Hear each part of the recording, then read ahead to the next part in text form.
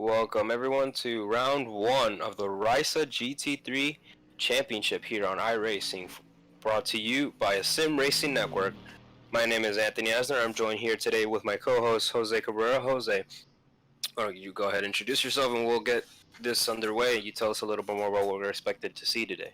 Good evening, everybody. Tonight, welcome to round one of the iRysa GT3 Championship at SPA Francorchamps. We're going to be running the GT3 cars tonight, so all our drivers have had their chance to go through the GT3 car lineup, make their selection, and with that, we're going to see how this gets on tonight. You said it, the selection being the key word here, as everyone will have a choice in what GT3 car they pick today to see which one would tackle the elevation changes here at Spa. The range going from the Mercedes-AMG GT3, the BMW Z4, the McLaren MP4, and the what else could be in the mix here? As I forgot, Jose. The other, the older Ford GT3 car as well is part of the pack. I'm not sure if any of the drivers are using that here, but looks here based on the lineup, we've got some Mercedes, the Ferrari GT3, the McLaren. And that's pretty much all we're running right now. So a big heavy amount of Mercedes, 3 Ferraris, and 1 McLaren so far. So clearly the Mercedes is going to be a very popular choice tonight. Definitely. I'm sure everyone here is excited to use those cars as they've been itching to drive something faster than the usual Miata that they've been practicing in the other series that we're hosting as well. So right now we're getting started with practice. Soon thereafter practice, we got a 10-minute qualifying session. Then a 8-lap race 1, followed by a brief 5-minute intermission warm-up session, and finally to wrap things up, a 8-lap race 2. So, with that being said, let's go ahead and see follow along what car do we have here. So, going to switch over to race info here for you. So, a little bit more information there for you.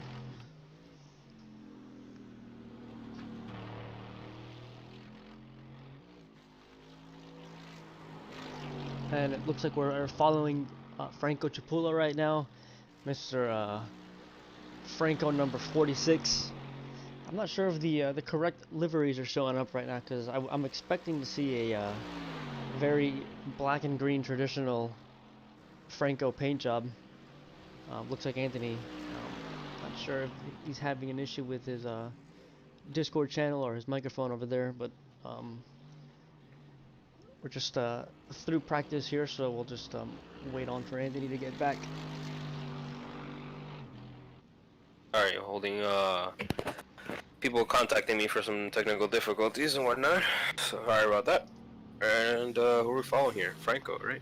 This is the crazy thing. It's not just managing the broadcast. It's managing the team and you know, managing the race strategies for drivers, and there's so much going on into just building this entire thing off of iRacing. So, you know, happy to see that so many different facets and so many different industries are coming together.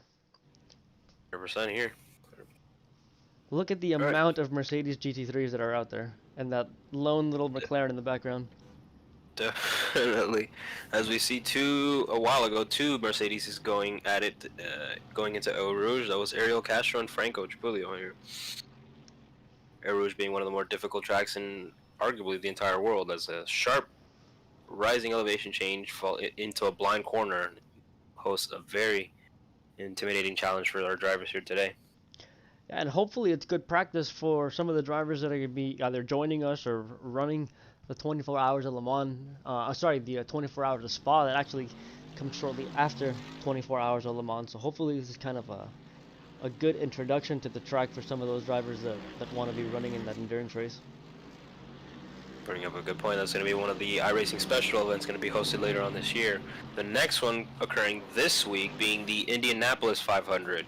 But that one would be an individual race, not a team race, but a special race nonetheless, as it is one of the most coveted races in the world. Yeah, we're super excited to run that one as well. I think it's a little bit different from the traditional type of racing that I've at least been doing for the last 8 months. I mean, I didn't touch an oval course just until 2 weeks ago, until we started talking about doing the Indy 500. and discussing ideas on how we were going to approach it. And basically, I went from running a road course every single day to going for almost 2 weeks, I think it was, where I ran nothing but an oval. So it's different, the entire dynamic, and focusing on the next turn because it's coming up so fast. I think it's a really good tool in terms of like where you're looking at in terms of vision on track, and just getting into a really good rhythm. So I'm excited. Definitely. I'm excited for the Indy 500. Oh, me too. I know I'm on the same page as you as the whole not touching an oval. I used to dabble a little bit in oval racing myself when I first got into iRacing, but I didn't take it seriously. And I let my license fall down, all the way down to a 1.6 instead of the standard 2.5. So, and iRacing demands for the Indy 500 that you be a D 4.0 or C class to qualify for the Indy 500. So these past couple weeks and a half, this week and a half, has been just me grinding on all kinds of rookie oval racing, and just finally today I managed to get it up to the D 4.0. So same here. Yeah, I'm all set and ready to go for that. Same here. I mean, again, we've been discussing getting into the Indy 500, and fortunately, we were about 2.5 weeks out when we realized that we needed to get that license out of rookie in order to be able to compete, because it's a whole different license. So, being that we really had to focus on it, it was like we just had to completely change plans and completely go hard into figuring this oval thing out. And I think that we've learned a great deal of information in a very short amount of time. Definitely, and that's, I can tell you that the real racing world is a lot like that, and just life in general, man. When you want to do something, sometimes you're going to get something unexpected, and you just have to adapt or die. So that's, Yeah, that's what I'm seeing yeah. now. So now that we're getting ready for the 24 hours of Le Mans, now my next plan is to only drive the 919 hybrid from here until we finish Le Mans. This way I get the most practice I can out of the car and really start to understand the car. And now what I've noticed is that the last 2 races that I've done, just between yesterday and today, these last few races that have been my first time back on a road course in 2 weeks, I'm looking at things differently, and I'm looking at more of the track instead of just kind of looking out into space. And that's kind of the little things that I want to continue to look at and continue to learn and continue like seeking out, because that's where all the extra time is. Definitely, and we've got a good opportunity for some more practice later on at the beginning of next month with the next FARA e-race being at Sebring, another one of our well-known tracks. It's going to be some pretty good practice for that car as well. That car, as most people don't know, it's a series of complexities in its sort with the hybrid system and the Yeah. push-to-pass systems and whatnot. You really have to manage the efficiency of all of that to have ample lap times. Yeah, If not, you're just going to be slacking by the time you get to the end of the lap and whatnot. it almost reminds me of when I was working on my pilot's license. A lot of being in flight, you're, for a small Cessna airplane, you're really just trimming the airplane out the entire flight. You're just kind of sitting there trimming it out and just making sure that the airplane stays level. And you're almost doing the exact same thing as you're driving.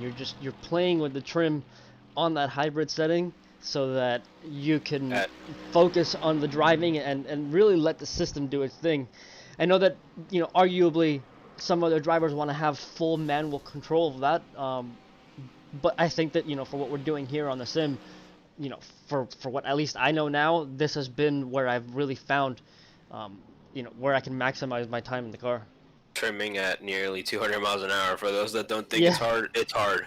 Yeah, I mean, it's you really you almost have to take your hand off your left hand, or at least in my case, when I have it on a rotary knob here, I have to take my hand off and move the button. And I mean, just thinking about that at 200 miles an hour in the VR, I mean, it does take a little bit of mental capacity.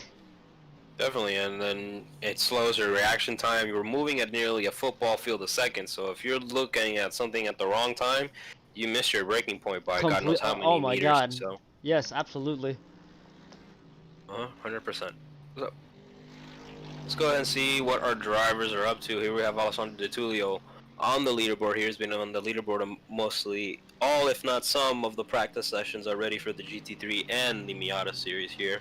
He's on ahead with a second and 2.2 difference here to David Redman, followed by Luke Bahola, following Franco Tribulli here, and if I'm not mistaken, Eduardo Petrini. All using the Mercedes GT3, a favorite amongst the iRysa team here. And I hear that the Tulio's going to be running Indy with us.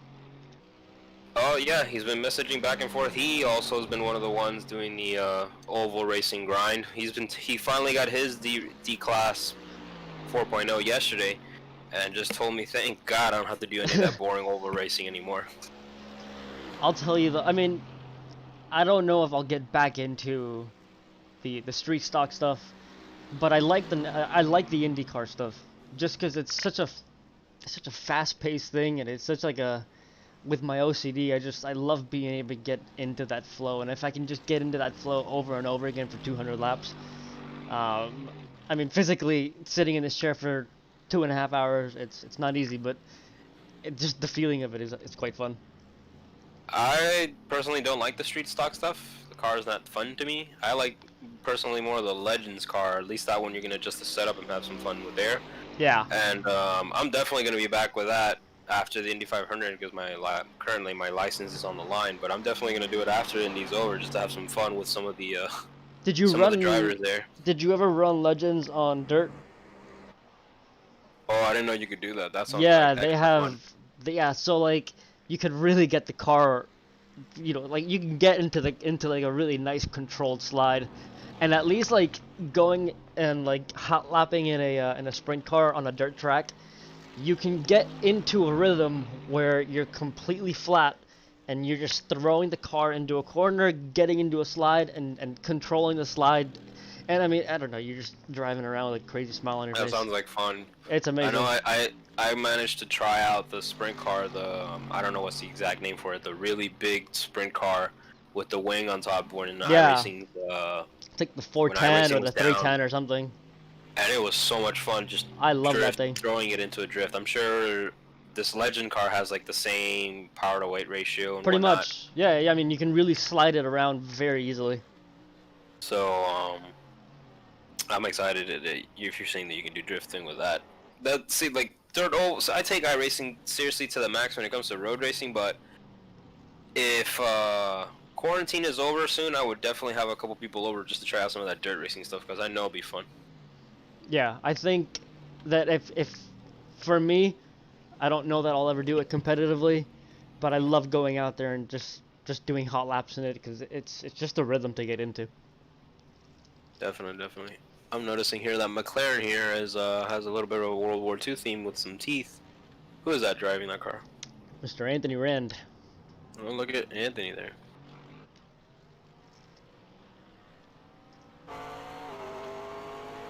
Let's follow this car for a little bit. I love seeing this car because it spits some serious flames. Not that. There it is. There it goes. Right on cue. With the mean teeth and the spitting flames. Let's see if we can Oh, that was sketchy here. Who was that? That was Garcia. I think that's Robert Garcia going on the outside here just after Rouge. Passing TJ Ren here. let's see if we can make a little bit of changes here. See if this lets me move around the camera. With your infamous Xbox controller, let's see. So it doesn't look like it's mapped for this one, but that's alright. I could do it with the keyboard. I like the scheme. It's got a bit of a military camo I do going like, on. yeah, I like the nose on that. It's a good car fit. going on the inside. That car looking just like one of the IMSA. I think that might have been I forgot the name of the team. Is that one of the Ferrari drivers? Yeah, car head was a Ferrari.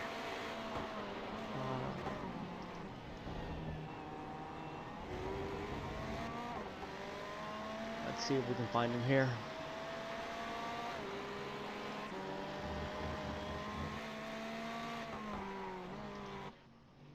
No?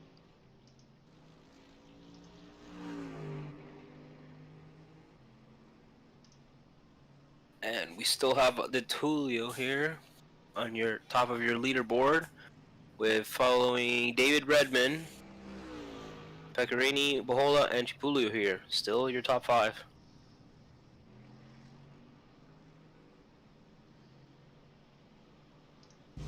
Got some commotion here in the chat here. Someone here thinks you're driving, Jose, asking what color is your car. Not tonight, not tonight. Bendra here is joining alongside with us in spirit. Yeah, Mikey, yeah, that was close. The ball's in that kid. And Mr. Ray Cabrera. My father, the reason that I got into motorsport. Hey, shout out Papa Jose. Papa Cabrera. Papa Cabrera.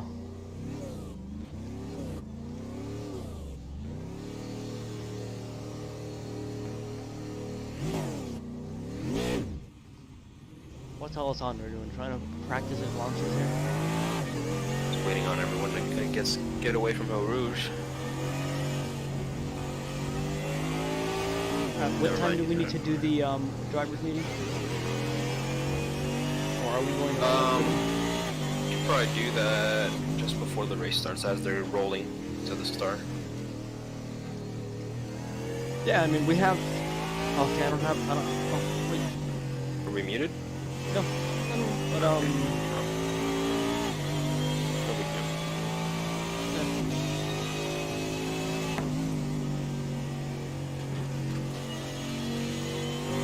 I'm looking here at the list of cars. I see RC Anderson has graced us with his presence. RC, a part-time IndyCar driver. Trying to take his, trying to see what he's got in the GT3 class here in the iRysa Championship. And speaking of iRysa, let's see what Rudy,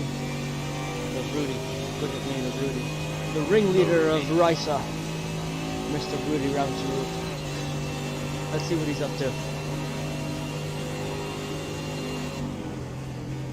Again, using the Mercedes GT3, arguably the most popular car here this evening. Just refresh the paints there on the stream to make sure that everything's loading up. Just want to make sure that we're running the correct paint schemes for everybody here. So I think what happened last week was trading paint. I thought that by saving your paints directly into the folder you would be able to see them, but that's not the case. You really should have them running on trading paint nonetheless. So I'm going to be telling all of my clients from now on to use trading paint. It should be a big deal that they both use the same type of file.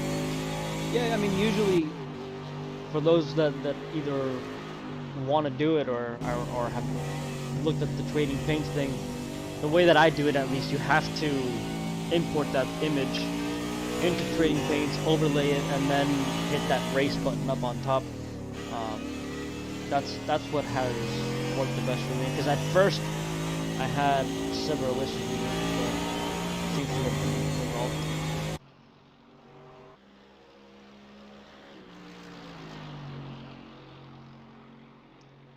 Rudy's here running the basic white scheme here. Nice looking car. Looks almost like the old WeatherTech AMGs they ran in IMSA back in the day in the GTD category.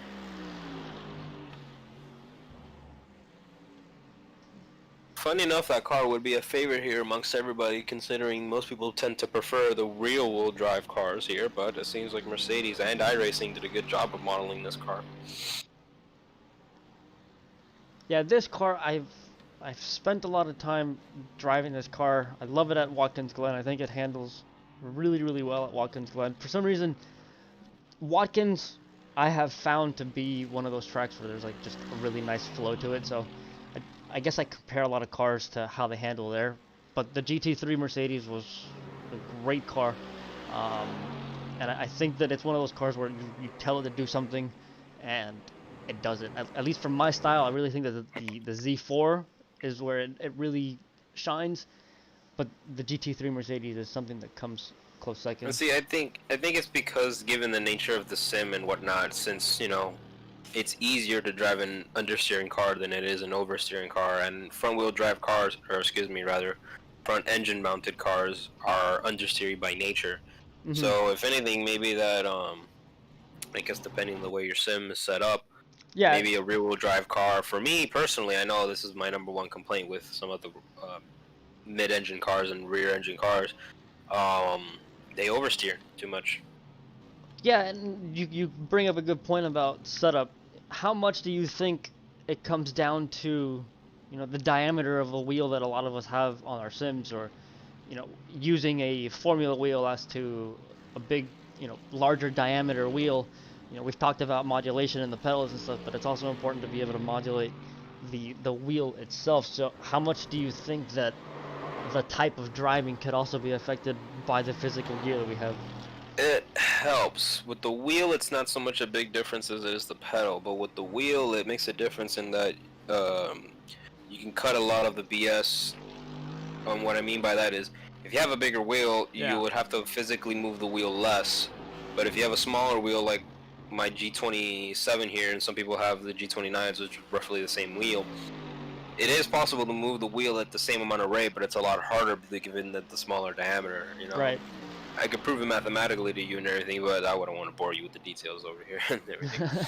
Um, it's just that's the reason why you see a lot of the NASCAR cars have such a gigantic steering wheel as compared to say like a Right. GT or Formula One car, and even then, the actual the ones that have gone to that length, some of the NASCAR series drivers have gone the MPI wheel attached to their Fanatec wheels that are this huge rim that just allows for better, smoother input of the wheel. Like, why, uh, why go through the trouble of physically challenging yourself to move the wheel slowly when all you can do is physically change your parameters? And to go further on into your questions, yeah, the pedals do make a huge difference in terms of performance. If you don't have the right sensor on your pedals, it can make modulation just a whole lot harder. And if you don't, then there is some adjustments you could do in the settings and whatnot, but you really need to know what you're doing. Yeah, I think that takes me back to a conversation you and I had right when I think we all started getting into this together, where was we talked about how I literally changed the height on the pedal plate. And I remember you mentioned that in one of your classes they had talked about the fact that that was just like a subject that was talked about in class or something, where just changing the physical height of the pedal completely changes the feel. And then after all that, I think it was after one of our after the 6 hours of Sebring race, where I talked to another good friend of mine, where we discussed again brake modulation and using the pedal correctly. After that, I did a complete different setup, literally just within the same setup that I have now, but I changed the pedal plate, and it gives me just a slightly different angle, lowered the pedal box, and got rid of most of the flex. That was a big thing too, was dealing with the flex and the pedal. So being able to make those changes now to where the pedal's a little, it's 90% much more solid. Um, it helped me tremendously. Yep. And to correct you a little bit, it was actually a study of mine. I did my own study at my university with my FSA team concerning some pedal ratios and whatnot. And yeah, so there's some things. There's a lot more engineering that goes into that than you think. At that point, it's more of a manufacturer's thing. I want to look into or ask someone like myself with engineering experience, like when deciding on pedals, if this is good enough for you. You know, Yeah. some of the placement of where some of these brake cylinders, because some of these, it may be a simulator pedal setup, but they have real cylinders attached to them and whatnot, and the placement of those cylinders along with in relative to the placement of the pedal face makes a difference in how easy or how hard some of these you can apply pressure to and whatnot. But nonetheless, like that's the beauty of investing in such a high quality product like the Fanatec stuff that's supplied by Rick Motek Motorsport and other products as well. They have a huge range of adjustabilities. I didn't look into it too myself until I was over at your place when I noticed that you said that your pedals even have the bushings. The bushings are adjustable. That to me Yeah. was a Yeah, that game was the changer. biggest adjustment I ever did to the simulator was adding the pedals. The wheel was nice, and being able to have a slightly heavier wheel with slightly better feel, it was nice. But comparing, let's just say, the Fanatec that I have now, the V2.5 with the TGT, weight wise, there's not a huge difference. I mean, I can definitely get much more out of the Fanatec, but then you start losing that detail. But when it came to the pedals, it's a completely different feel where you're able to have a much better feel, and it's not something that you're going to feel immediately. It's something that you have to get your mind into a new feel, and just develop that muscle memory, because that's what it comes down to, is now you're using that muscle and you're exerting, X amount of pressure on the pedal instead of just pushing the pedal to go from 0 to 100%. Something that I talked about with another driver. He just was trying to get the pedals, and it's much easier when you're training your brain to use a certain amount of pressure than to have to remember that X amount from the back of the pedal plate is 100% or whatever it is. Definitely. Let's see what some of our drivers are up to here. We still have, oh, it looks like we have a new leader now. It's RC Anderson, the part-time IndyCar driver I mentioned a couple of moments ago here, and he has actually chosen to drive the Ferrari, one of the lesser popular cars here amongst today. Pretty cool to see that on top of the leaderboard right now with Alessandro Di Tullio second. Seems Alessandro definitely has a challenger this evening. Alessandro being one of the top drivers in both series here. And there's Alessandro here, cutting through the last chicane here as we come to the start finish. I believe in front of him is Franco.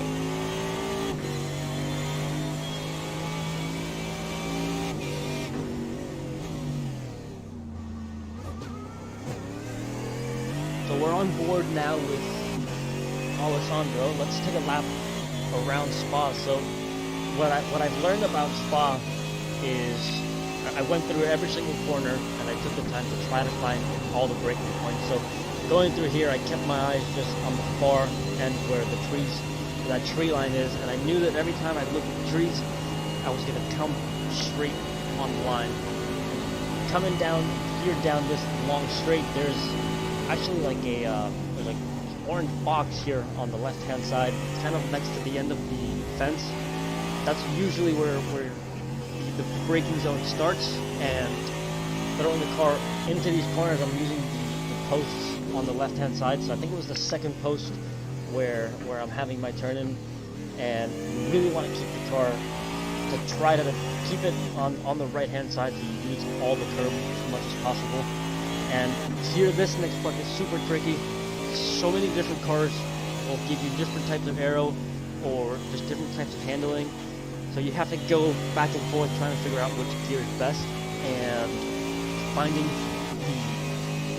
the optimum there was always very difficult, with very little braking references. And coming through this next section here, I started braking here at the end of where the steel barrier starts, and start turning in the middle of the curb there. There's a lot more curb that you can use there, so you really want to have a really good exit so that you can run really wide and use as much road as possible. I don't think that was an off track there. And this entire next part is it's completely flat out up until you get to right here, so you get a lift. There's a small amount of lift that was definitely going to be an off track. That was definitely too wide. Well, better not do that in qualifying. Yep. And right around the 100-meter board, you really want to start just braking in a straight line as smooth as possible, so that you can run back up to the main straight. And right on cue, as Alessandro reaches the last turn, that completes our practice session. We will begin now with the qualifying session. This would be an open qualifying session as opposed to lone qualifying as we did last week for the Miata series. Now all drivers will go on track together at the same time to qualify. For those that have done qualifying before and race with their racing experience, they would know they would preferably want to gap a little bit of space amongst each other so you don't run into some traffic. Some here will prefer to be packed up together to gain the draft here. Let's go ahead and see what our track details are, as we have SPA Francorchamps here up on the board here, where we have a 26 says Celsius degree weather here with a 56% chance of humidity, partly cloudy with slow winds here. Can't really see the track length here, but we're running the full track configuration here, similar to what the Formula One calendar runs. It's going to be a great day here. It is. Let's jump on board with Rudy.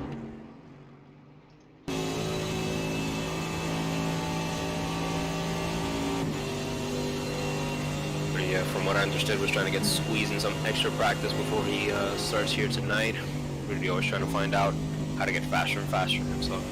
Yeah, all these drivers really do take it seriously. I mean, we do ask them to have fun, but also we do try to remind them to take it seriously as well. I mean, it's everybody else's racing kind of emotion side on the platform as well. So we want to have fun. We want everybody to have fun. We want the drivers just to be safe as well. Let's go ahead and follow. Not the case anymore. There was a battle going on right now with Juan Arenas and Eduardo Pecorini.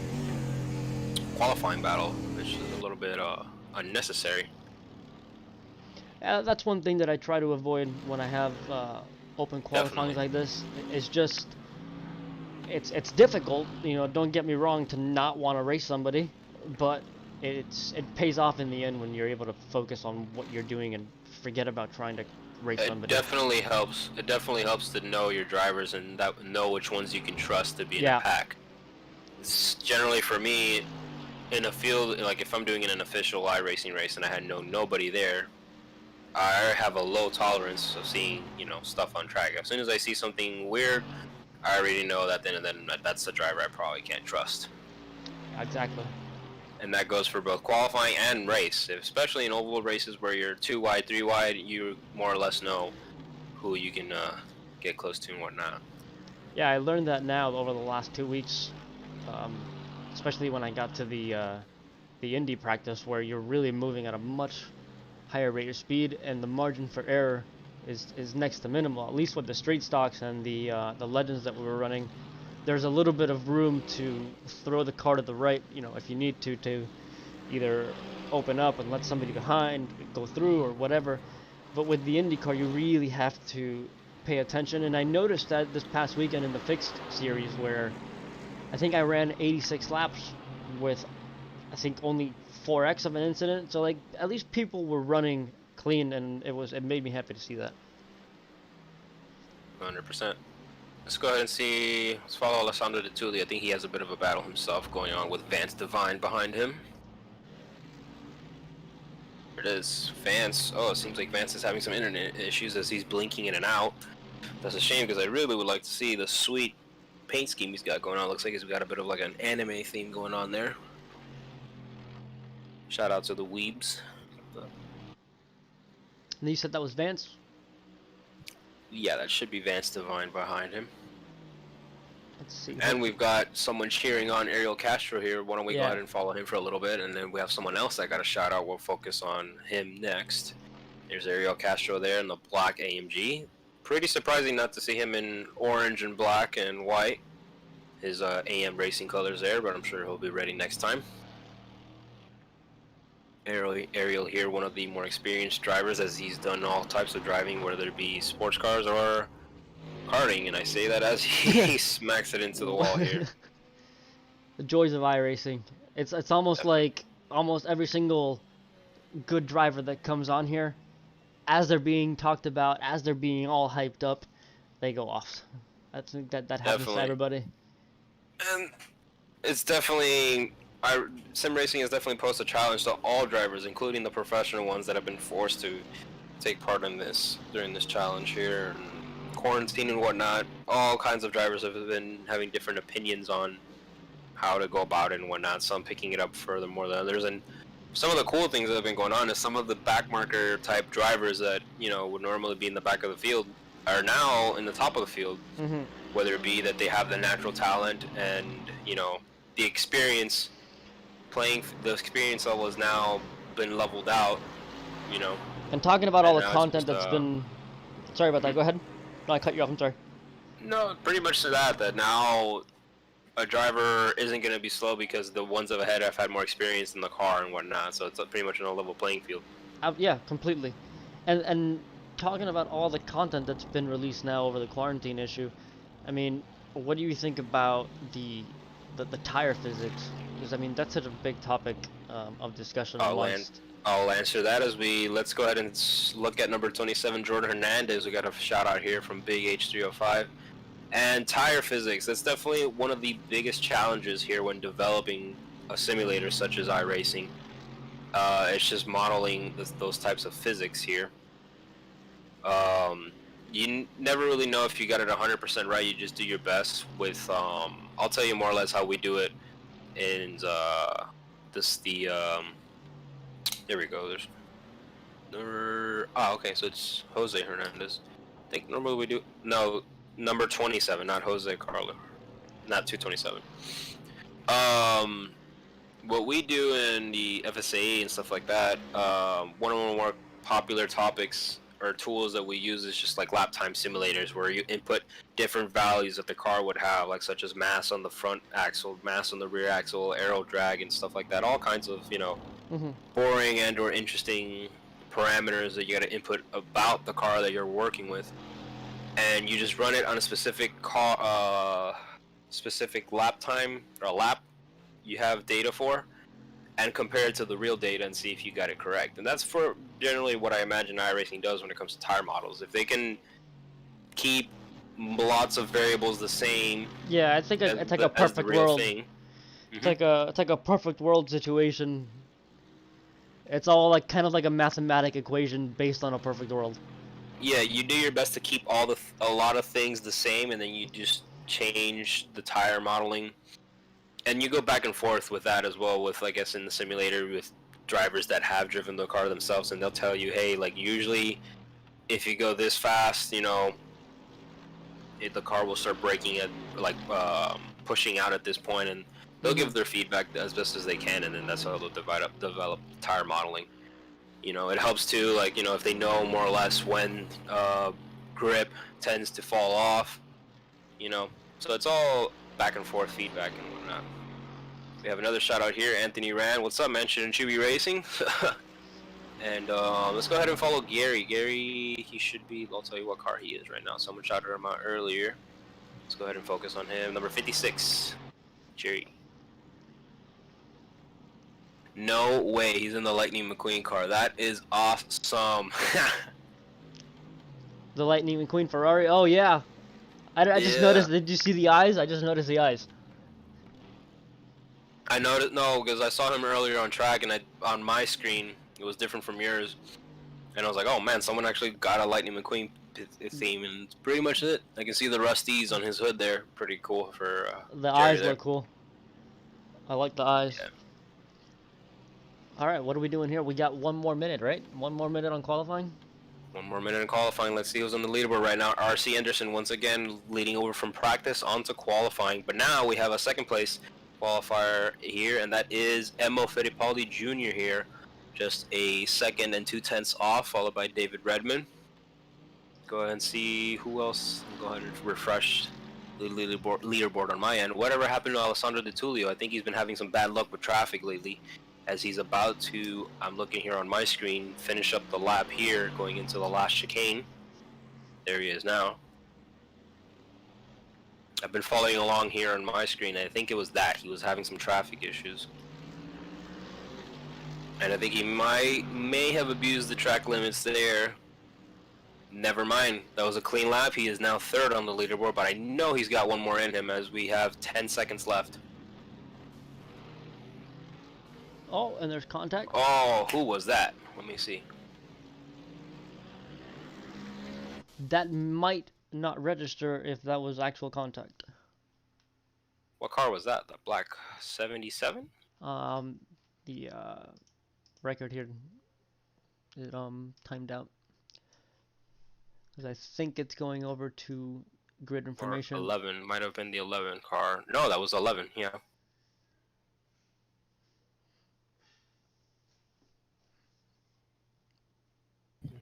We've got the grid here coming up. Let's go ahead and go through who our starting grid is. First, in first place pole position, we have R.C. Anderson, the part-time IndyCar driver here. Guest driving here tonight for the iRysa GT3 champion. Second on the front row would be Emil Fittipaldi Jr. here. Third, Alessandro De Tullio. Fourth, David Redmond. Fifth, Franco Chipulio. Sixth, Bobby Ross. Seventh, Matias Orjuelas. Eighth, Jordan Hernandez. Ninth, Robert Garcia. 10th, Eduardo Pecorini. 11th, Ryan Amolis. 12th, Luke Bahola. 13th, Diego Iglesias. 14th, Jose Hernandez. 15th, Frankie Barroso. 16th, Vance Devine. 17th, Jerry DiPiero. 18th, Mark Gill. 19th, Alejandro Arias. 20th, Giovanni Mesnes. 21st, Ariel Castro. 22nd, Rudy Ramsaruk. Rudy Ramsaruk. 23rd, George DiPiero. Does he have two cars on the field tonight? Seems so. Oh, No, that's a it's George. George and Jerry. George, awesome. Brothers probably. Could be. 24th, Juan Villamil. 25th, Max Shivlin. 26th, Juan Arenas. 27th, TJ Rand. And that would, let me see, never mind. 30th would be Achilles Santillan. That concludes your grid here. Let's go ahead and see what they're doing here as they form up behind the pace car here. I'm going to go ahead and mute here as we get the drivers getting ready to go into the pace lap. That way I can talk to them and let them know what we're looking for here for tonight.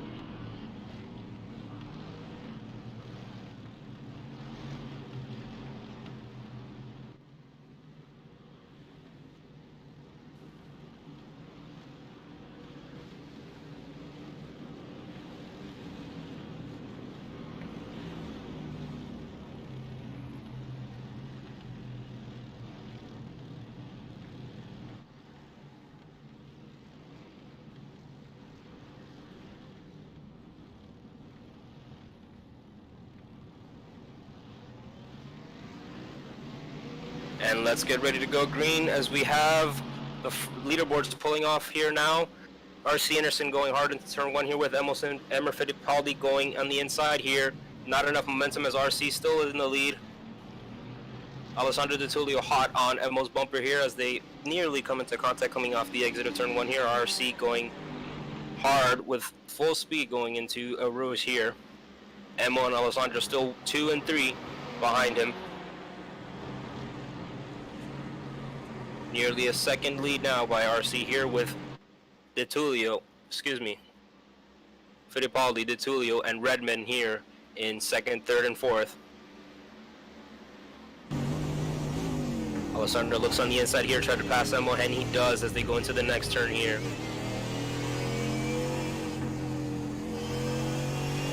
Now, Alessandro has his sights set on RC Anderson, and now it is Fittipaldi who has to try and overcome Alessandro now. David frantically looking in the back here, trying to find a way to get through Emil here. He can probably do it in the next turn as well, where it's a fast sweeping turn. Let's see what their driving styles would prefer. The lead between Anderson and De Tullio here has now increased to 1.5.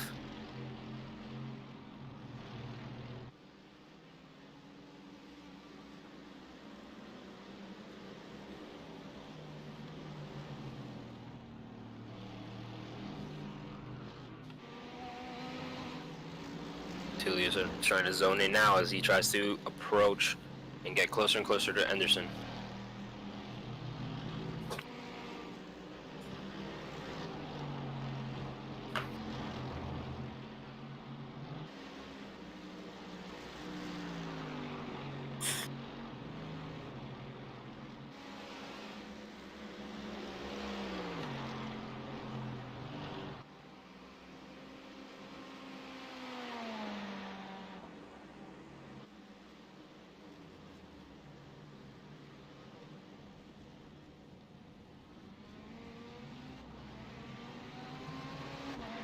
Your leader as he completes lap 1 is R.C. Anderson, followed by Alessandro De Tullio, Emma Fittipaldi Jr., David Redman, and Bobby Ross completing your top 5 here. It is a full-blown Mercedes charge to the front as of the lone Ferrari leads the field.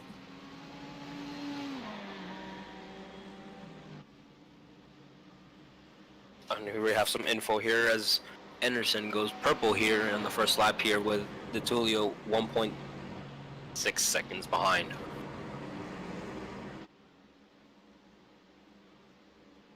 I was a little expected here that a Ferrari would be leading the field. What do you think, Jose? As would that be the appropriate car here for the track, or what do you think?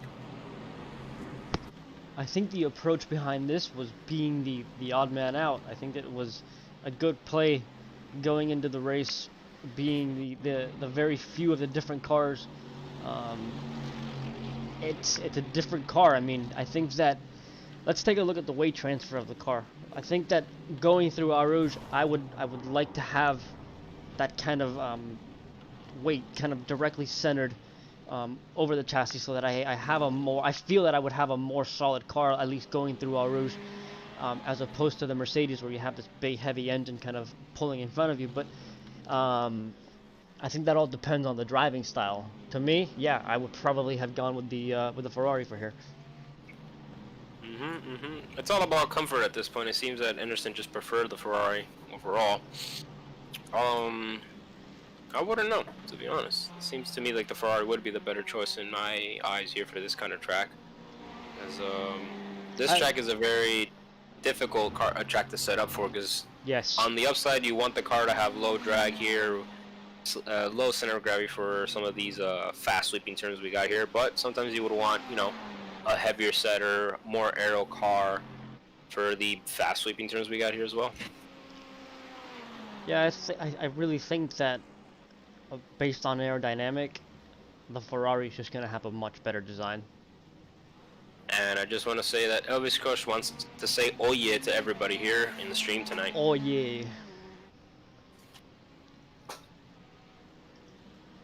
You know you're a stream based out of Miami when people want you to say oh yeah, welcome to Miami. Brother.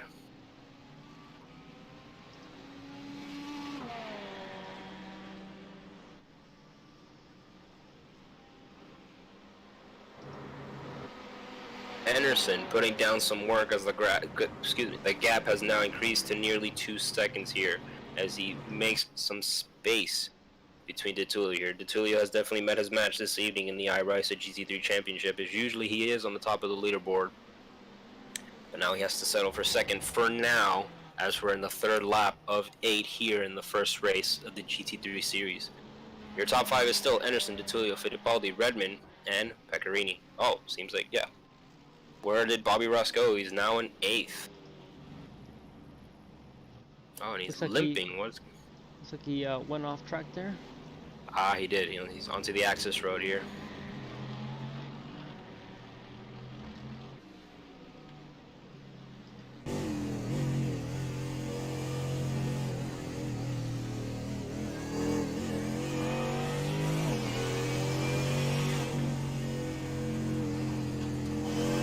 Steering wheel on the GT3 car is pretty familiar to me. It looks a lot like some of those wide and nimble, skinny DTM cars that you see sometimes. Yeah, have you seen the one, the BMW one, where it's very, very wide? The M8, you mean? I think it's not the one from the M8 GTE, but there's one from... Oh, the DTM. I think it's from the DTM car, where it's like a foot long. Yeah, you know what? I need to look into that and see why they prefer to, you know, use that type of wheel. I don't know if maybe those cars probably have no power steering and they just want to leverage some of, you know, the wheel out some more with a longer steering wheel. It goes back to what I said earlier about using the mechanisms to your advantage. Why, you know, would you want to push harder? It's one less thing to think about. But yeah, that reminds me of that DTM car that was that yellow DTM car that was there when we were one of the last times we were at the track before the quarantine. Oh yeah. Remember that yellow Audi that was out there? Yeah, the DTM Audi, I think, basically was catered by ASiMRacing Motorsports. I think so, yeah, and I think that basically the driver's seat was like almost in the back seat, where the steering wheel was in the middle of the car. I guess just keep that center of weight right in the middle of the car. At that point, that's because most of those DTM, I think all DTM cars are just built from the ground up. They're not, you know, you're going to see an Audi badge on it, but most likely, often than not, that car was completely tubular chassis from the ground up. So. Wow. I was fascinated by that seating position. 100%. They do that to all kinds of things, whether it be putting the driver in the middle or putting the stock engine more towards the rear. And we have a change in the leaderboard. It seems RC Anderson somehow went off track and is now right on DeTulio's bumper here, as that 2-second gap has now shrunk, giving DeTulio here a half a second gap. I don't know if you're able to pull up a replay, but we should see what happened to Anderson here. Let's see if we can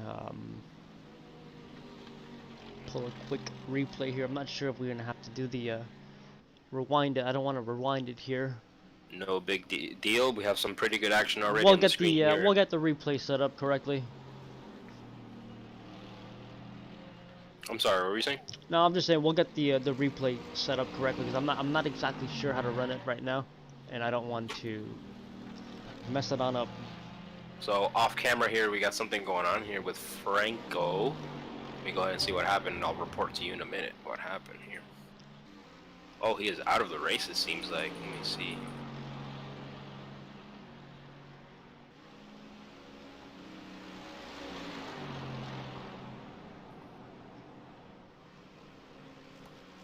Ah, he was taken out.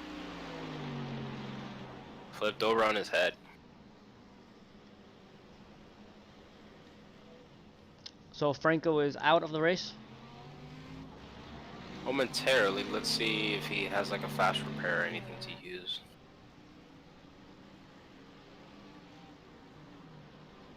How unfortunate for him. Who was that? Ryan Amelis. Hope they'll talk it out later after the race.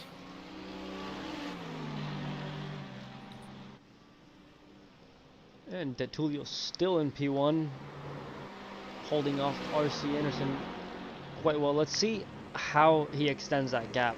We've talked about it before, but that's, I mean, DeTulio is definitely very good at building a very long gap. Definitely, but I think he's met his match here, as now we have RC Anderson side by side on the outside as they go into the next turn here. Anderson safely going through DeTulio here as they now go through the chicanes here.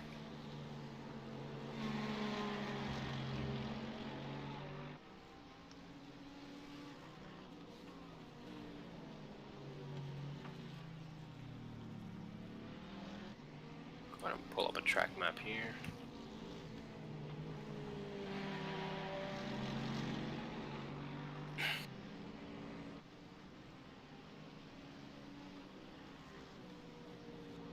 And yeah, I'm still showing Franco in the pits. Probably towing. Shout out to Franco. I know he probably has his 6 set up where he can hear us while he's racing.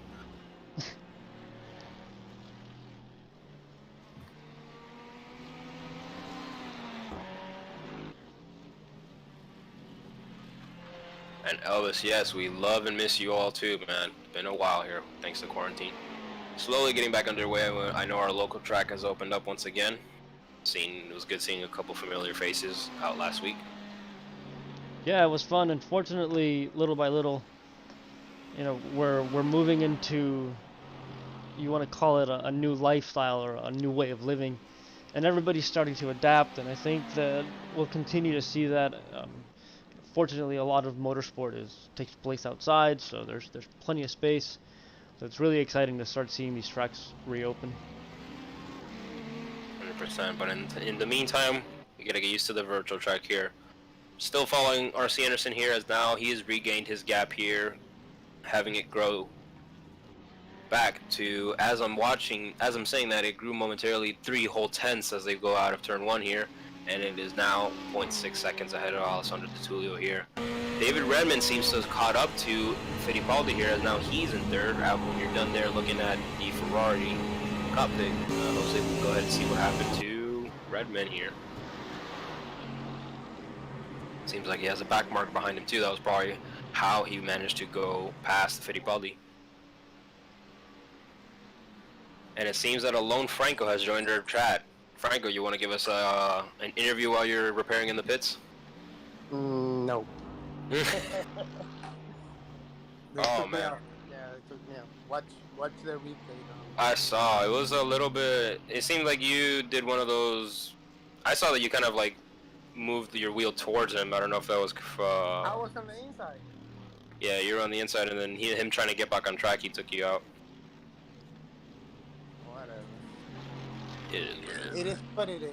Are we live on YouTube? No. Right? Yeah, we are. Yeah, we're on a different channel today. Oh. The new ASiMRacing Network channel. Let me see if anybody has said anything. I'm trying to watch it. And what is it again? ASiMRacing altogether network. It's gonna be where we're hosting the channel from the streams from now on. Oh. Okay. We're on mute. Yeah, well, I mean, I had to mute that because I didn't want any of that on the feed. That was all on the feed. Yeah, like all that was on. Yeah, Franco, I'm just gonna move you back to the general.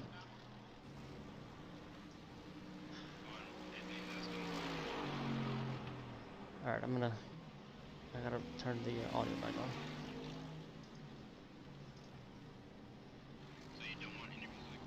No, I mean, I don't want people coming in just out of nowhere like that.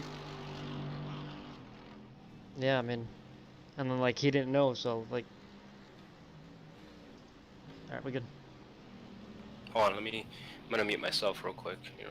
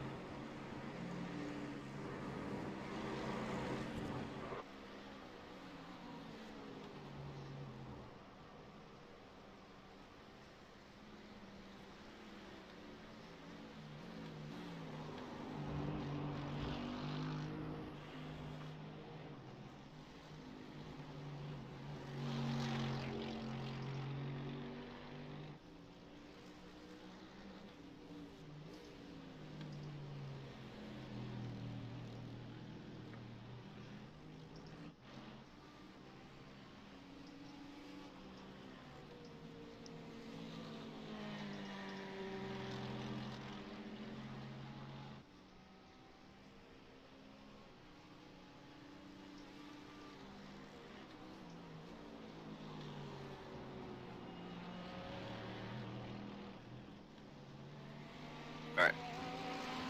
Cool. What do we have here? We're on the penultimate lap here. RC Anderson is still your leader. Gap is, at least it's grown a little bit. Alessandro's still working his hardest here. That gap is only now 0.7 seconds here.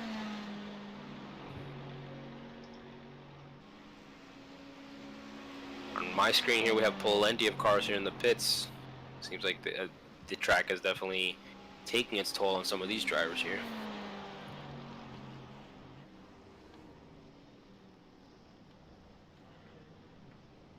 And now we start the final lap here as Anderson rounds off the last turn here with DeTulio hot on his tail. Can he catch up to the IndyCar driver here as they make their way here to turn 1 to start the last lap?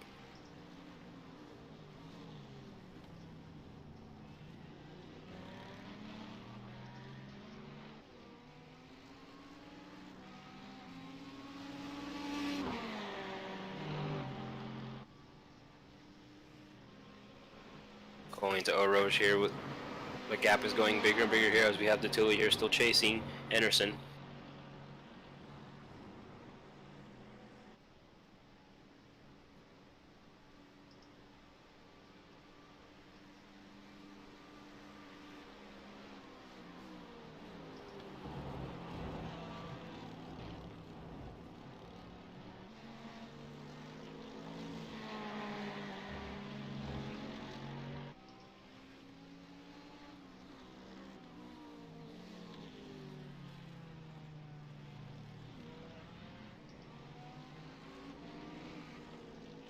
Tulio trying his hardest here, but the gap is growing and growing as they're halfway through the lap here now.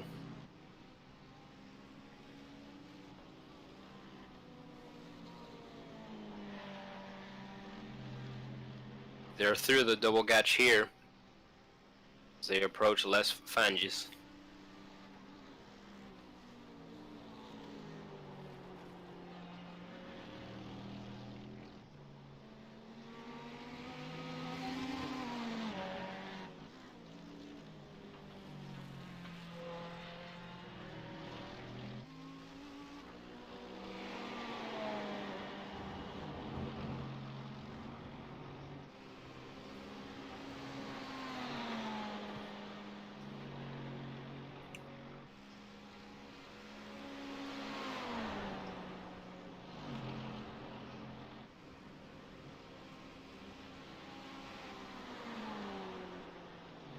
Rounding off the last turn here as we have the Ferrari going into the chicane here. Tulio is trying to close the gap here as he goes on the inside here of the chicane, but doesn't go through. And your winner here for round one, race one of the iRysa Championship is RC Anderson with Tulio second here. Let's go ahead and see what's going on here with third and fourth as we're looking for David Redmond. There he is coming off the last turn here. Seems like he would be safely your third place finisher here.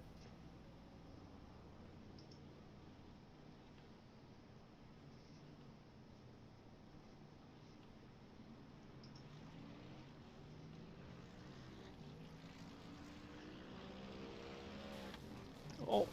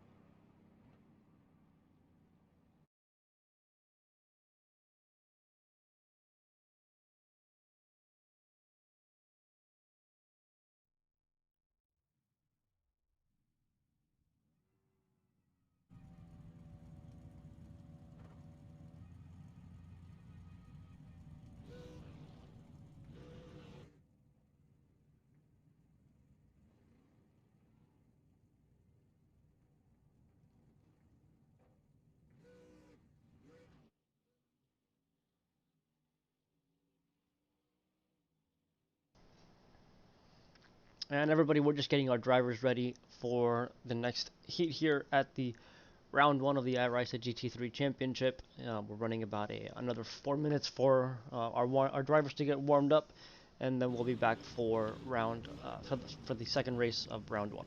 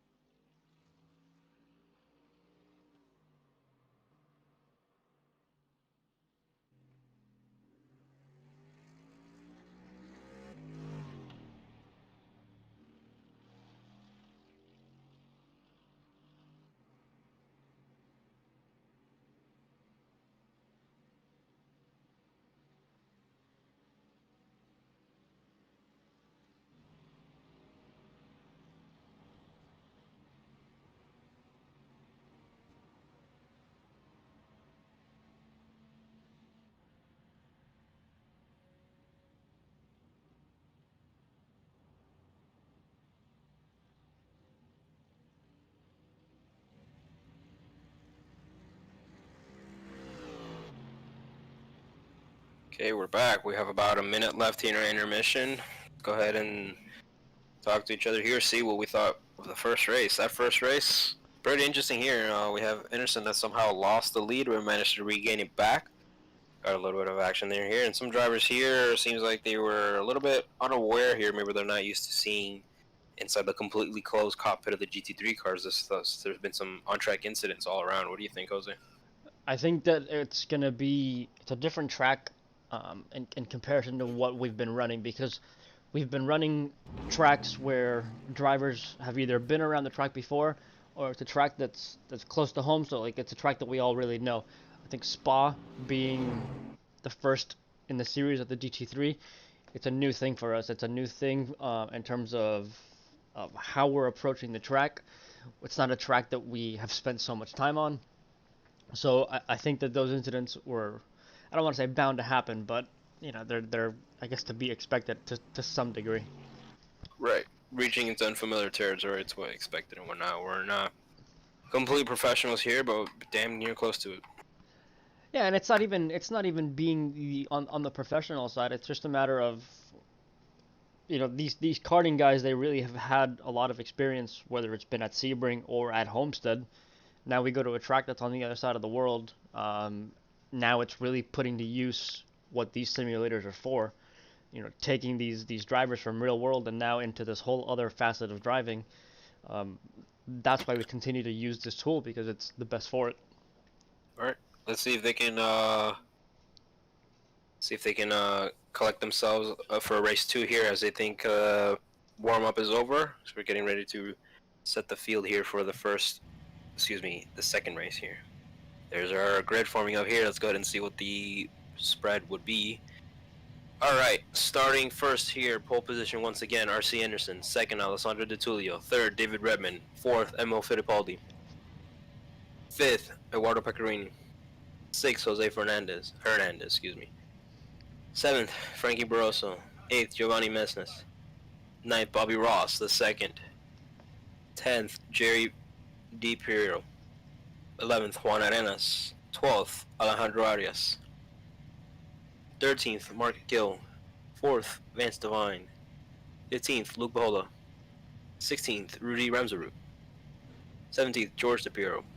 18th, Ariel Castro. 19th, Ryan Amelis. 20th, Matias Orjuela. 21st, Max Shivlin.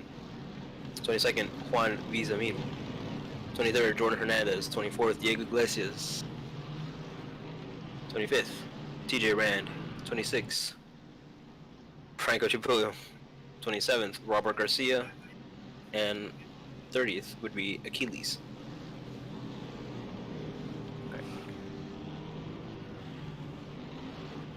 I'm gonna mute myself real quick.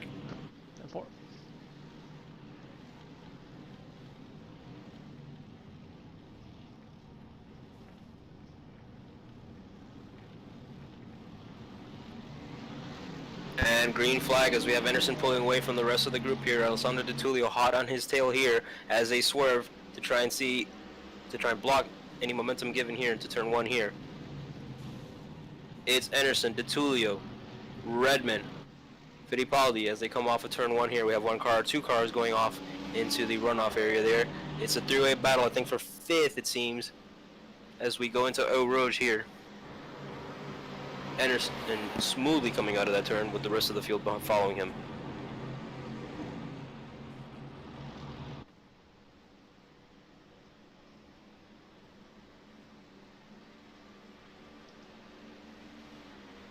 Seems Franco already has an issue here in lap 1 of race 2. We'll go ahead and look at him through my camera here, see what happened. Looks like he's back in the pits already. He's back in the pits already. Let me go ahead and see what happened to him.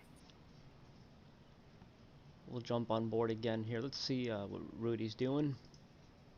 Looks like we have quite a bit of people back in the pits.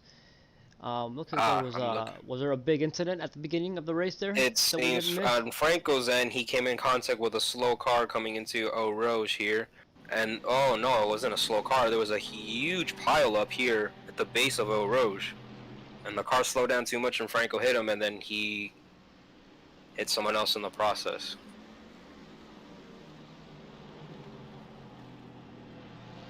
I'm trying to analyze the situation here. There were too many cars. Like you said, there are too many cars in the pits right now because of a massive pileup that was occurred at the base of Eau Rouge. Yeah, I'm showing about 10 cars that are in the pits right now. It looks like we're only running right now. It's like Anderson, Tullio, Redmond, Fittipaldi, Pecorini, Bola, Hernandez, Piero, and Gil. Looks like everybody else is back in the pits, either towing or under repair.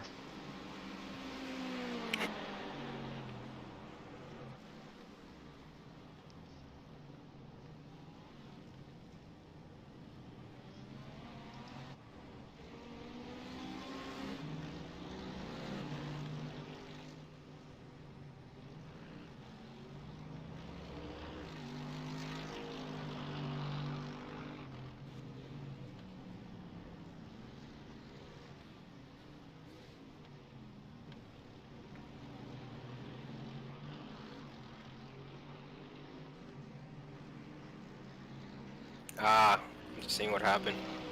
It's a consequence of the ever so narrow walls of the road leading up to Eau Rouge here. A car got way too close here, trying to overtake him, and just completely domino affected with the rest of the field behind him. That happens, Similar especially... to... Go ahead. Similar to, I can't think of the year right now, that race in Formula One where it rained and pretty much 3/4 of the field wrecked in the beginning of the lap 1 race one. Yeah, it's almost like you get like a bounce effect out of these cars, and it just destroys everything in its path.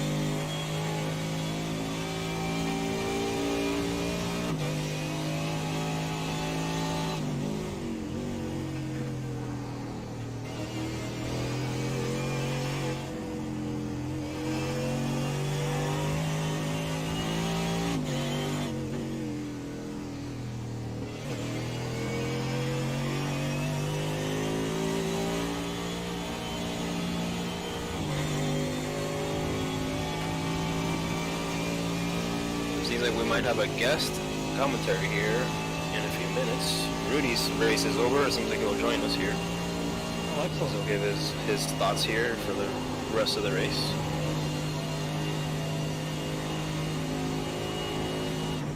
We don't want to see drivers outside of their car. We definitely want to see drivers driving, but it's also nice to have that kind of perspective with us here on the commentary box. Definitely. Let's see what the Tullio's up to here as the car in front of him, Anderson, goes purple this time around here by nearly a whole half second. Anderson slowly pulling away from the Tullio here as the Tullio fights to try and gain the lead back. Oh, never mind. Rudy will join us afterwards. His car is almost done being repaired by the Mercedes crew here. Well, that's alright then. Let's get him going.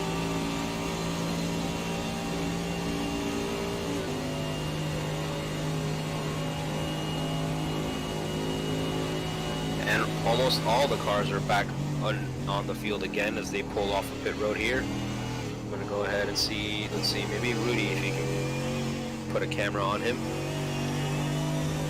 Rudy is one of them, and the rest of the field behind him as well. Let's see. Oh, he's back on track. Franco being one of them as well, if I'm not mistaken. Yes, he is. Now he's going into Eau Rouge. Hopefully another pileup doesn't occur down there. Oh, as you say that, it looks like somebody did go off. Do you have that there in one of your cameras, Anthony? Ooh, where? At Eau Rouge? Yeah, if you go back just a few seconds there in the replay, Look. you'll be able to see that somebody just went off. Did you see the color of the car? I think it was one of the... did. Yeah, one of the red One of Ferraris, I think it was. One of the Ferraris, yes. That would be Juan Vizamil. Let's see, looks like he might have been able to get out of... No, he had to tow back to the pits.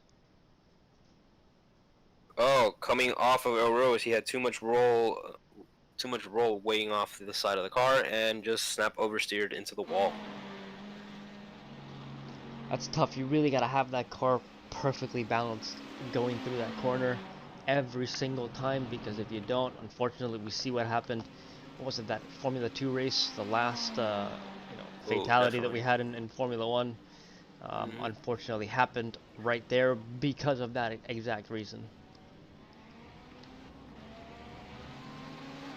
And I'm looking here into Tulio's radio here as he's going through a bit of something here. It may be some lap traffic.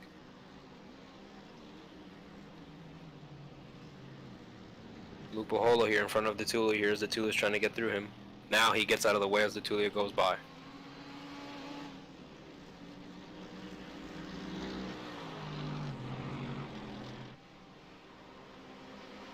The gap between Tulio and Anderson has now grown to a humongous 3-second lead, with David Redmond on a 5-second lead behind. And guys, just a quick reminder to our YouTube audience, if you don't mind clicking like and subscribing to the channel. We really want to help grow this network as much as we can for everybody involved, for all the teams involved, for all the drivers involved, and every single like, every single subscription to the channel really helps out. Definitely, guys. It's going to be our new home from now on for the streams here, so tune in and like and subscribe if you want to keep watching the iRysa series.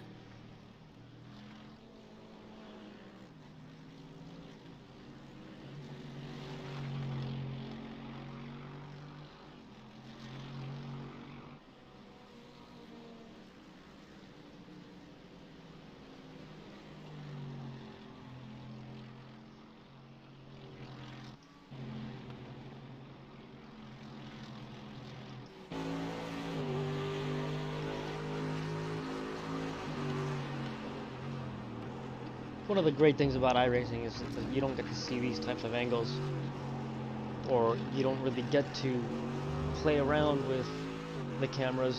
It's a whole different side of iRacing that may not go, it may go a little unnoticed, but the entire camera aspect of iRacing, it's a lot of fun. Not only fun, but it's also very functional when you want to have your spotter and you want to have full camera control.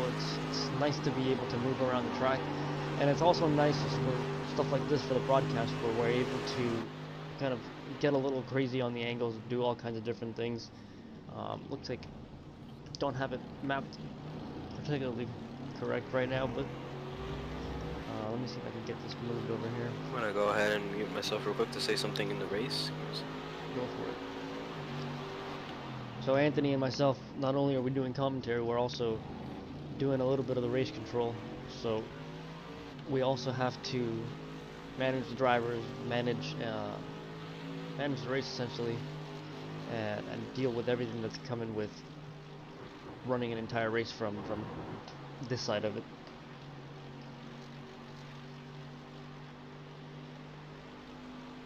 Pretty sweet camera angle you got here for Mo, as we follow him alongside here as he's in 4th place. Mo working as hard as he can to try and be a lead pack here. A couple hours before the race, I was helping him install setup he managed to get his hand on. Nice. And yes, we are running an open setup race here tonight for this race here, so drivers can tune and adjust their car as they will, or they can research and find their own setups as they please.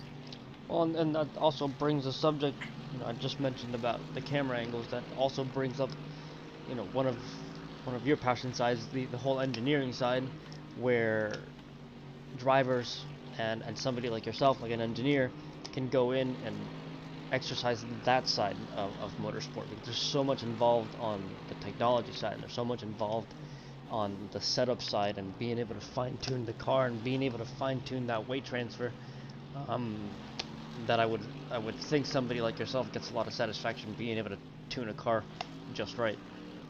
Definitely, it does make a difference here. I can tell you, when I was messing around in that Legends league here that we had to do for us to boost our rating for the Oval Series here for the Indy 500, I didn't notice that it did have the option to allow setup changes, and when I did, I went a whole, I think, 4/10 faster off a couple changes I made, and there was still plenty of room for adjustments here. Some drivers were already 2/10 ahead of me, even with my Wow. new time.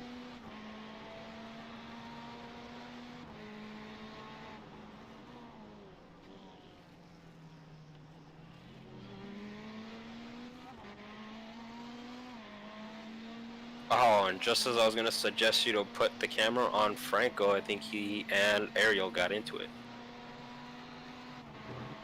Give me 1 second. Let's go over to Franco.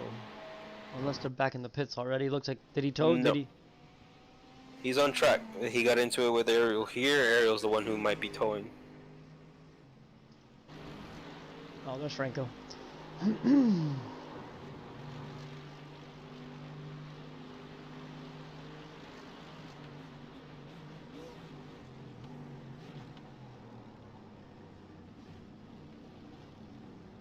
Give me a second here.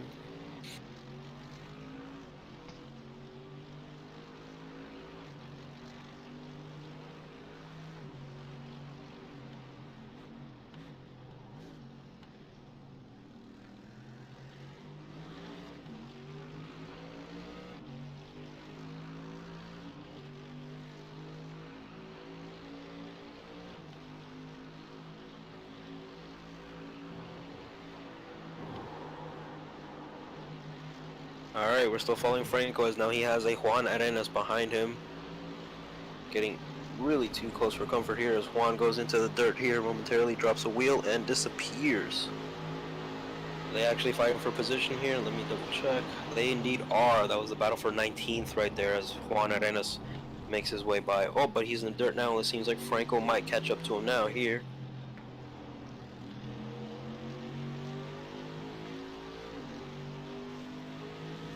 Team Franco looks on the inside here as they go into the next turn here. Doesn't. Oh, never mind. Juan understeers out as he is now into the gravel as Franco goes on through and he clears the way on, taking 19th back.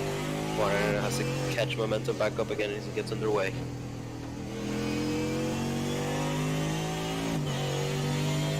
A little bit of a damage here to the front of Juan's car here, probably from an earlier incident.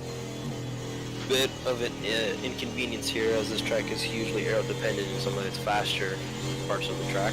That damage there will probably cause some aero drag. Oh, let's go ahead and look at the leaders. There's been a change, another change late into the race here as your new leader now is DeTulio here. Oh, not And sure no, why I went over. momentarily, what happened here? For a moment it said DeTulio. Looks like Anderson's back in P1 though, isn't he?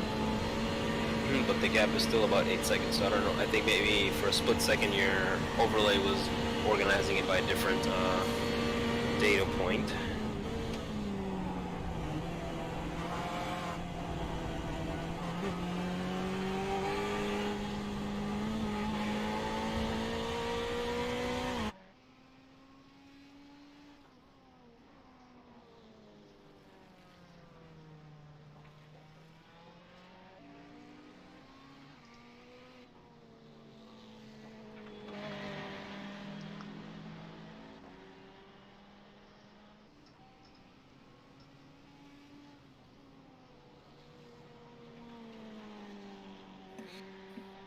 We're on the 7th lap here of the 8th here in round 1 of the iRysa GT3 series here.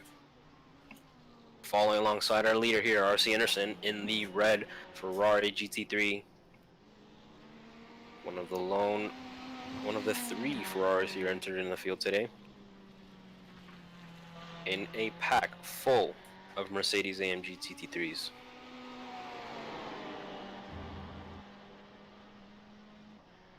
Yeah, definitely that GT3 was the most popular car tonight. But look at what we're looking at now. Ferrari in P1. We had that conversation earlier about was the Ferrari the right option? And I think, I don't want to speak too soon, but I think that we're looking at the proof of that. I mean, the Ferrari was the better option. As we're starting up lap 8 now, so final lap.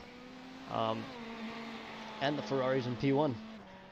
It is debatable as Anderson does have an extensive, racing resume. He might have It may not be that the Ferrari was a right choice, but it may so be that the Ferrari is a more difficult car to drive, and he definitely has the ability to exploit it more than others. Yep. So,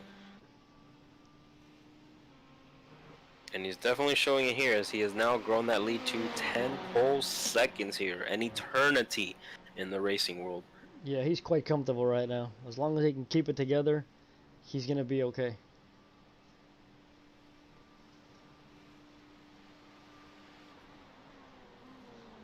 I think drivers are gonna be enjoying this series as well. It gives them a chance to run something a little bit faster, as opposed to the MX5 series that we also run. So definitely keep an eye out for that. We run that one on Mondays as well, and make sure to tune in on Mondays at 8:30. We're going to be running all of our races at 8:30, so all of our streams will be up around 8:30, and through all our social media platforms, we'll also be keeping everybody in tune with that as well. So definitely subscribe to our channels so that you can see more of this stuff, and then just a lot of general content around sim racing. 100%. As tune in, as Jose said, 8:30 on Wednesday night. That would be the final round of our Miata series here. Our track of choice would be Watkins Glen. Oh, Watkins Gun, there you go. One of my I'm favorites. getting a request here to check out Rudy's car here as of 30 seconds ago. Oh, but you don't have the ability to look at replays so much, right? At the moment, I don't. I'm sorry. Let's see if that might be something. Oh. If it may be because he spun out, yeah, I'm seeing that here now.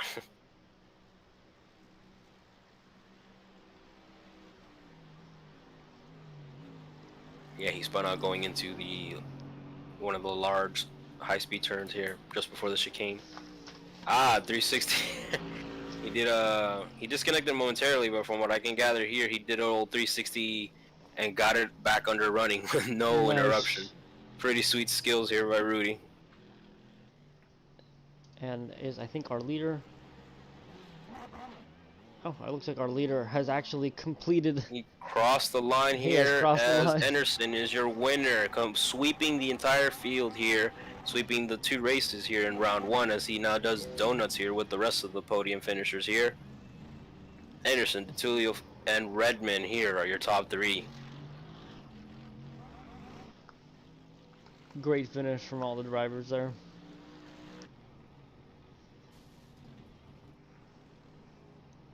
Looks like they're gonna keep having a little bit of fun on track with turning that traction control off and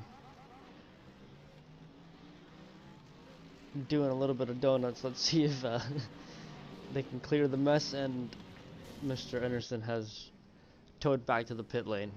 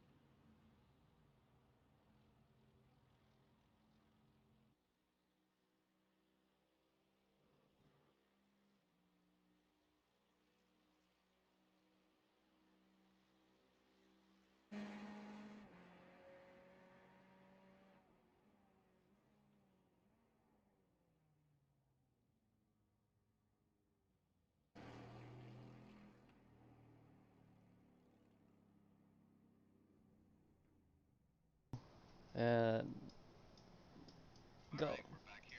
Brief break here with the end of race 2. We're here with our race winner here, who completely swept race 1 and 2. RC Anderson, congrats, man. What are your thoughts on today's race here? It's fun. I mean, I never really get to come in and see all this stuff, but it's I miss Sebring. I think I miss Sebring, so that was a tough one. I guess there's a whole point system going on right now, but I wish I was a part of that. But Spa's awesome. I raced here, I think it was 2 weeks ago in the actual GT3 for the official iRacing stuff, so I had the setups and everything. Okay, cool. And no, man, you're right in the perfect timing here. That Sebring race was a test race just to get everyone situated with the GT3 car. So you're There we go. unofficially the point leader right now. Was both races the points, or was it the last race? Just this race would be round 1 technically. Okay, cool. Yeah, I wasn't quite sure which to think of, the heat versus the feature deal, but yeah, no, that was a lot of fun. Alessandro's really quick, and he gave me a bit of trouble there at the beginning, but once I put the head down and started clicking laps, it was just the gap just kept disappearing. Yeah, definitely. Alessandro's definitely one of the stronger drivers here, so it's good that you got some competition with him. Cool. What are your thoughts of the? You said you were running it last week. What do you think of the GT3 car compared to some other cars here on iRacing? I think it's definitely one of the most heavily populated ones. So if you want really good racing, really competitive racing, it's definitely the thing to run. The GT3 and the GT4 car, they're both super good for competitiveness. Because you look at the practice sessions on the official deal, and they're just completely locked out. So it's definitely the most populated one, and they're really fun to drive. And I also like driving the F3 cars, but the GT3 is probably my favorite by far. Yeah, that's why we picked it, man. Because it's one of the easier cars to drive, and it's fast enough to have some really good action here in just about any major track here. So 100% agree with you there. Yeah, big straights and high-speed corners. That's where it's fun. Definitely. All right, well, thanks. I don't know if Jose, if you got anything to say here. Nah, man, just big congratulations. Thanks for hanging out with us. Hope Yeah, to see more of problem. you here soon. We're gonna let you enjoy victory lane here, or whatever. All right. Yeah, I'll go have a beer and celebrate it. There you go. There you go. 100%. All right, man. Thanks. Yep. Thanks, guys. Thanks. Mhm. Do we have anybody else here in the broadcast room with us? Let me see if we want to get Rudy up in here real quick. Let me see. You want to mute for a second here while we get Rudy situated? Yeah. Oh, there he is. Rudy. Rudy. Yeah, what's up? Hey, We we're live? just We live, yeah, Jose? we're live right now, Rudy. Just so you know. Hey everyone, I'm glad you guys tuned in for the first GT3 race. Can we get you a little closer to your mic? Yeah. There you. What did you think of the race? I know you probably were involved in some of that action. Yeah, the second race, I mean, the bottom of Mont Rouge, big pile up, and I had nowhere to go. And I didn't want to slow down too early because somebody would have plowed into the back of me. So I'm like, okay, let me try to get through this, and then somebody came around. Yeah. I don't know what happened. What happened at that second race? That definitely was that. A car was trying to pass someone there in the road, the really narrow road leading up to Eau Rouge, and just collected him, hit him on the quarter panel, just spun, and then it just caused a whole big domino effect. Okay. Nothing you could do about that. But yeah, what do you think of the GT3 series here overall? It's a little different from the autos, huh? Yeah, for sure. I didn't get much practice time at all, but Franco helped me with a setup for the AMG a little bit earlier. That's why we went and set up a session. So I really just had like yesterday's practice and today with Franco, and then tonight's practice. Yeah. I saw that you had a pretty good result in race 1. You were up more higher in the grid for race 2, so that was a pretty good. Yeah, I think it was there. 16th, and I think I just finished, what, 16th again or something? Yeah, you did. This race here was 16th. Yeah, so it's not too bad. Old man slow, but he will make up position in racing. Hey. I guess I'm more suited for endurance racing, so. Definitely here. Endurance racing would be a good idea later on down the road. This is the perfect suite to do it. So. Yeah. How many cars we had total tonight, Anthony?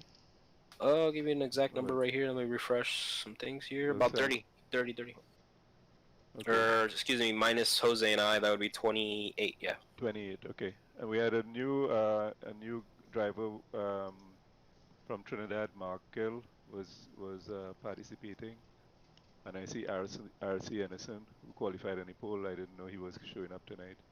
Yeah. So that's pretty cool to see new drivers. So it means the series is still growing, and you know.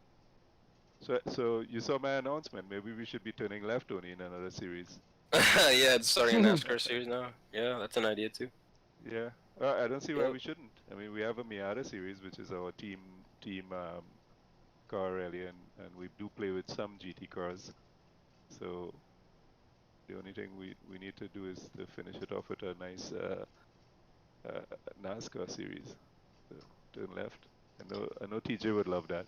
No, definitely.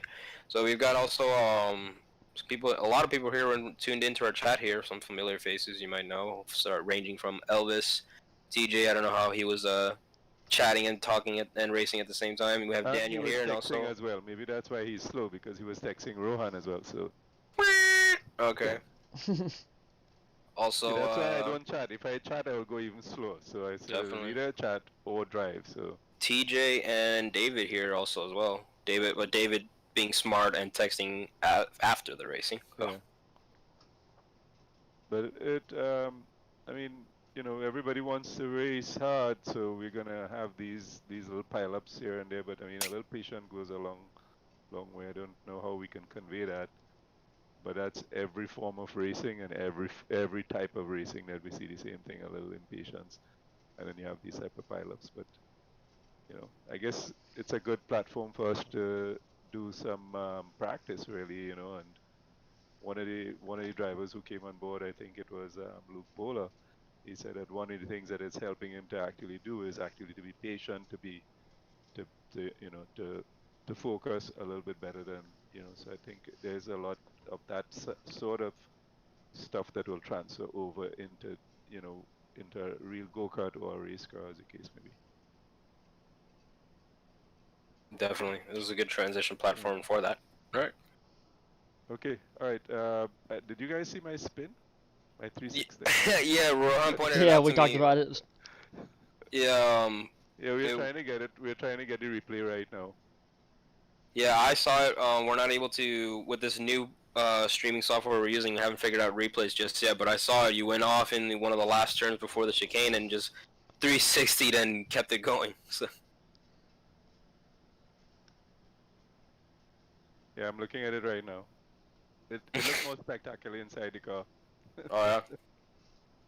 Okay, so I bet. I'll see you guys on Wednesday night for the Miata series, I guess, right? No Sounds problem. good. See ya. Okay. Thank you, Rudy. All right, thanks, guys. Thanks again. Okay. All right. Good night. Good night. Night. All right. What are your final thoughts on tonight, Jose? It was a great run, and I'm really excited to see how this GT3 series continues to develop, and just how the drivers develop with it. It's pretty much it, really. I was really looking forward to this one, looking forward to how this new GT3 series was going to be approached, and that's pretty much it from me tonight. Definitely, I'm excited as well too. Pretty interesting bit of news that RC gave there, as he said he had a setup. I know Alessandro and a few of the other drivers had as well, but maybe that could be the determining factor here, as far as gapping and speed is concerned. So maybe next race here we'll have more drivers practicing and tuning and whatnot. Maybe they can shorten the gap between RC if he continues to race here in this series. That's going to be a good story to develop throughout the series for sure. 100% here. All right. So, any other final words to say here, Jose? As we wrap it I up. think that's all good. I think just one more quick reminder, if you don't mind giving us that support and liking and subscribing to the channel. It's going to help continue to grow this. A huge thanks to everybody that hung out. I think we had a little bit over 20 viewers tonight, so great amount of viewership there, and thank you to everybody that hung out. And we'll see you on the next one. Definitely, like he said, like and subscribe. It helps us out. It helps Rysa out too, as they're the ones being streamed and supported here through the platform that we're providing here. And please follow us here on ASiMRacing Network on all platforms here.